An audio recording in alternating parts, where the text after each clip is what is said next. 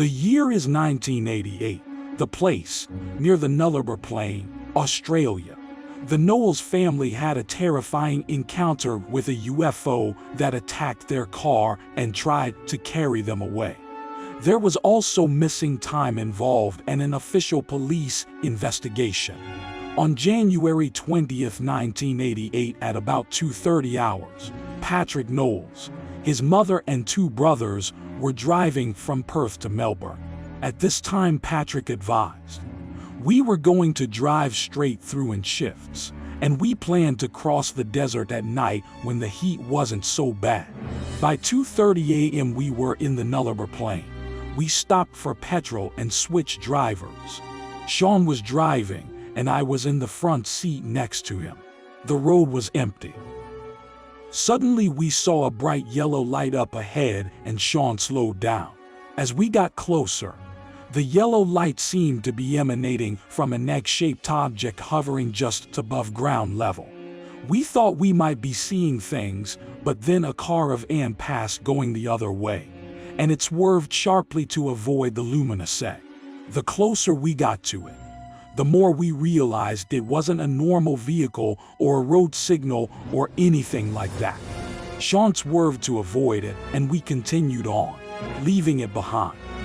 The object started towards us. It appeared to accelerate with tremendous speed. We drove on, and it literally chased us. The faster we went to get away from it, the faster this object went after us. I reckon we reached a speed of 125 miles per hour, but it caught up in a matter of seconds. Then Sean made a sudden U-turn and headed back west in the direction of the petrol station. The UFO also turned around. I don't know how the hell it was flying, because it didn't have any wings or anything like wings. It just kept coming after us. Sean made another fast U-turn heading back toward Melbourne again, but the UFO turned as well and kept pace with the car.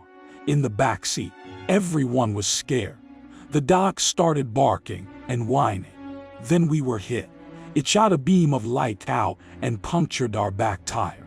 The back tire was on fire. We started sliding across the road.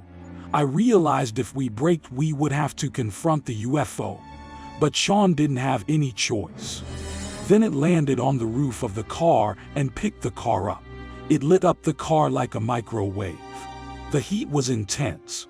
Our hair was standing straight up and we felt really funny, like we were being dehydrated. It was awful, frightening, like our brains were being sucked out. My fear was that I would be pulled out of my body. I put my hand out of the window and touched something spongy that burned my hand. I thought we were going to die. You could actually feel the car rising in the air. The car began to fill with a thick black fog. It was so hot, and all this soot, this junk, started covering us. Our voices started changing. You know how a tape deck sounds when the batteries start to go flat. That's what it was like. Then I passed out. I came to when I heard a tremendous noise, like a bang, and our car suddenly dropped back to earth. Dawn was coming up. The thing just flew away. That was the last we saw of it. I had to change the tire, and we tried to clean out the black soot. There were marks on the roof of the car. As soon as we could, we drove fast to the nearest roadhouse. We were too shocked to talk for a while. Then we realized we had lost a couple of hours' time during the incident. We called the police. The funny thing was they were already looking for us. Someone, maybe the people in the caravan we passed, had phoned the police anonymously. Their report states that they witnessed our car being picked up off the road and shaken violently. They noticed the car was covered in black ash. The police inspected our car and noted the ash, the bad smell, and the dents on the roof. They were convinced something had occurred. They took us to the hospital where we were treated for burns and shock. But then the media got hold of the incident. I don't think a single reporter or journalist asked sensible questions or tried to console us for our fear. They just wanted to humiliate us.